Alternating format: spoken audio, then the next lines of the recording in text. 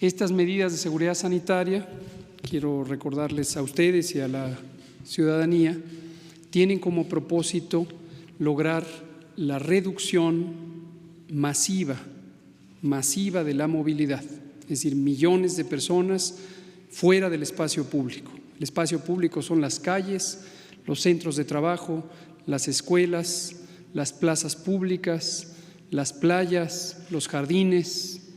Todo el espacio público debe estar lo más posible sin personas que estén interactuando.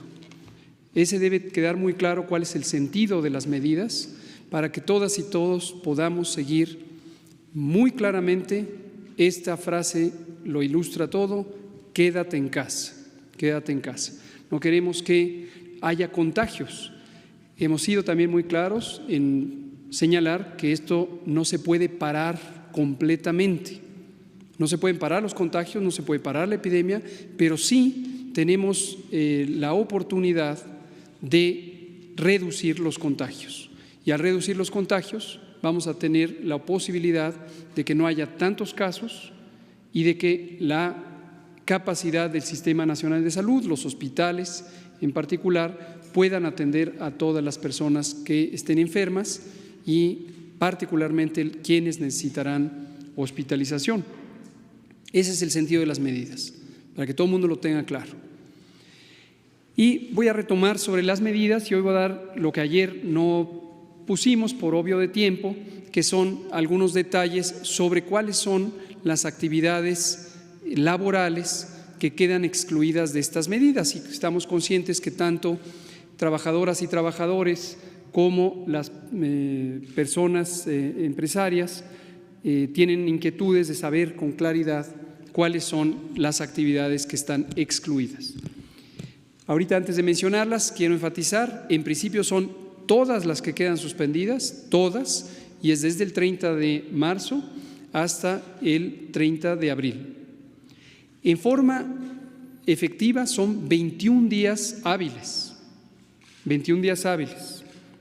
Entonces, también que tengan conciencia de que la reducción de movilidad es los 30 días, pero en términos de actividades laborales son 21 días.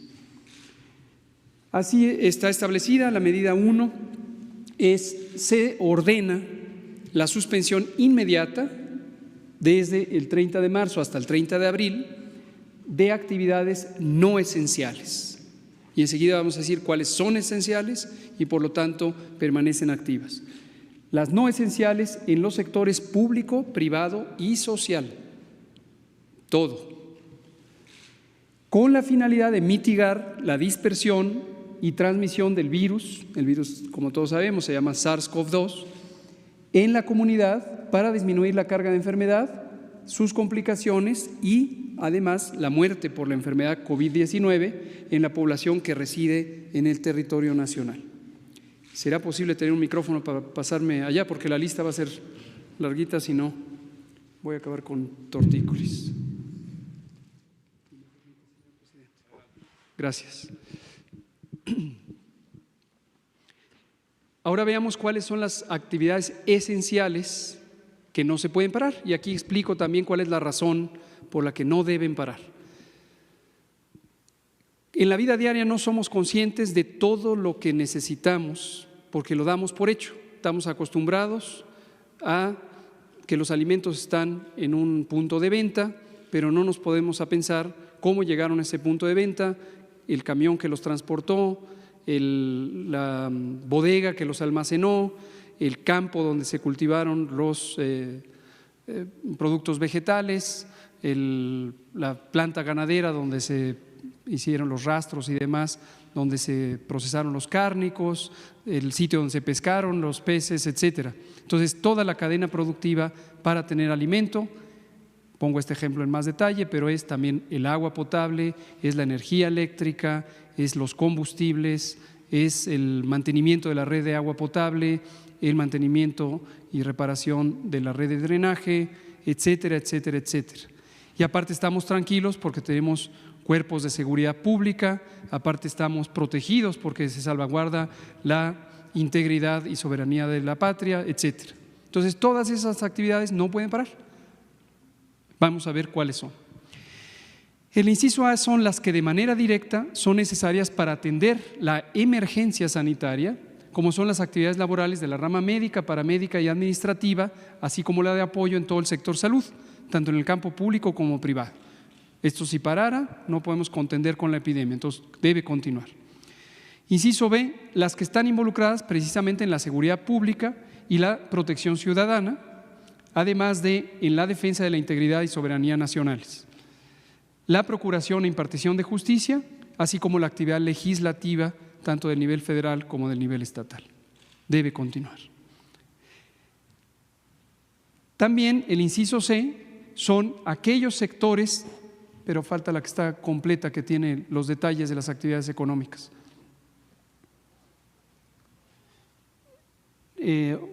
Ahorita la ponen, pero mientras les doy los generales, los sectores considerados esenciales para el funcionamiento fundamental de la economía, la operación de los programas sociales del gobierno, esto es importantísimo, una gran cantidad de personas, millones de personas, en este momento se han estado beneficiando de programas sociales y esto no puede parar. Ahora, dejamos en claro cuando hemos dicho que para todo el gobierno, para todos los elementos accesorios, pero no para la operación de los programas sociales. Regresamos aquí a la lista completa del inciso C, los sectores esenciales para el funcionamiento fundamental de la economía. Vamos a comentarlos. Es una lista larga. El sector financiero, el de recaudación tributaria, obviamente el SAT y todas sus operaciones permanecen, distribución y venta de energéticos, gasolineras y gas, generación y distribución de agua potable, industria de alimentos y bebidas no alcohólicas, mercados de alimentos, supermercados, tiendas de autoservicio, abarrotes y venta de alimentos preparados, servicios de transporte de pasajeros y carga, producción agrícola, pesquera y pecuaria, agroindustria, industria química, productos de limpieza, ferreterías, servicios de mensajería, guardias en labores de seguridad privada, guarderías y estancias infantiles. Y aquí hago una pequeña nota, esto algunas personas han pensado que debería parar, pero si tenemos a trabajadoras y trabajadores de las actividades esenciales laborando, necesitamos darles el respaldo para el cuidado de sus hijas e hijos. Asilos y estancias para personas de la tercera edad, misma razón. Refugios y centros de atención para mujeres víctimas de violencia, sus hijos y sus hijas. Telecomunicaciones y medios de información, servicios privados de emergencia y servicios funerarios y de inhumación, de almacenamiento y cadena de frío de insumos esenciales, logística, que son aeropuertos, puertos y ferrocarriles, así como actividades cuya suspensión pueda tener efectos irreversibles para su continuación. Esta es la lista de las actividades económicas esenciales. Sabemos que pueden surgir dudas, el propio acuerdo contemplará, este se va a publicar hoy por la tarde, el acuerdo por el que el secretario de Salud establece estas medidas y cualquier interpretación está sujeta a la Secretaría de Salud, pero en consulta con Secretaría de Economía y Secretaría del Trabajo. Entonces pondremos a disposición un número telefónico en cuanto esto se convierta en un acto de autoridad al ser publicado en el Diario Oficial, para que pueda haber consultas particulares sobre si alguien piensa que es una actividad esencial la suya, se le darán las aclaraciones pertinentes. La siguiente. Me faltó el inciso, bueno, ya dije la operación de los programas sociales, y el inciso E es la conservación y mantenimiento de la infraestructura crítica, que asegura la producción y distribución de los servicios indispensables como agua potable, energía, gas, petróleo, gasolina, turbocina, saneamiento básico, transporte público, infraestructura hospitalaria y médica de primer nivel, entre otros que pudieran ser definidas bajo esta categoría. Es decir, hay actividades en donde de parar se causan afectaciones que repercuten en la sociedad y es importante que se mantengan. Ahora, en la siguiente. En los sectores y actividades definidos como esenciales, dado que van a seguir operando, se deberán aplicar de manera obligatoria las siguientes acciones: no realizar reuniones o congregaciones de más de 50 personas, y el ejemplo está a la vista, aquí en esta misma conferencia matutina. Lavado frecuente de manos, estornudar o toser aplicando la etiqueta respiratoria, el saludo a la distancia, no beso, no a mano, por el momento tampoco abrazo, y todas las demás medidas de sana distancia vigentes y emitidas por la Secretaría de Salud. Y aquí, para que toda la ciudadanía lo sepa, les recordamos, existe un sitio de internet específicamente para todos los materiales técnicos que son de aplicación al público, no todos son para el sistema de salud. Por ejemplo, hay una guía de conducta en espacios públicos cerrados. Entonces, consúltenlo, es www.gov.mx/coronavirus. La siguiente, por favor. Medida 3. Se exhorta a la población, a toda la población residente en el territorio mexicano, independientemente de su nacionalidad, incluida la que arriba al mismo, procedente del extranjero y que no participa en actividades laborales esenciales, a cumplir con el resguardo domiciliario corresponsable. Del 30 de marzo al 30 de abril, ahora, ¿qué es el resguardo domiciliario corresponsable? Es la limitación voluntaria de movilidad, de modo que se permanezca en el domicilio particular la mayor parte del tiempo posible. Es quédate en casa. La siguiente. Medida 4. El resguardo domiciliario corresponsable es estricto para toda persona mayor de 60 años con diagnóstico de hipertensión arterial, diabetes, enfermedad cardíaca o pulmonar, inmunosupresión, ya sea adquirida o provocada, que se encuentra en estado de embarazo o puerperio inmediato, independientemente de si su actividad se considera esencial o no.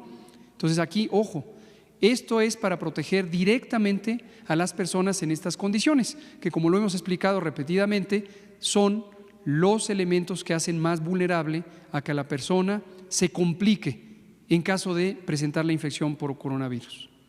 No lo hace más susceptible a infectarse, pero sí más susceptible a complicarse en caso de ser infectada o infectado.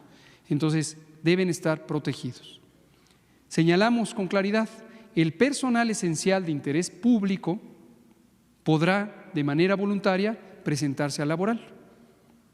Hay personal de interés público esencial, entre otros los funcionarios de gobierno, incluido el señor presidente, y voluntariamente estamos aquí trabajando. ¿Sí? La siguiente. Medida 5. Una vez terminada la suspensión de actividades no esenciales y el resguardo domiciliario corresponsable, la Secretaría de Salud, en acuerdo con las Secretarías de Economía y de Trabajo, emitirá los lineamientos para un regreso escalonado y regionalizado a las actividades laborales, económicas y sociales en toda la población. Aquí también es importante recordar que las medidas de mitigación comunitaria, que son estas medidas masivas de sana distancia, tienen impactos económicos y sociales.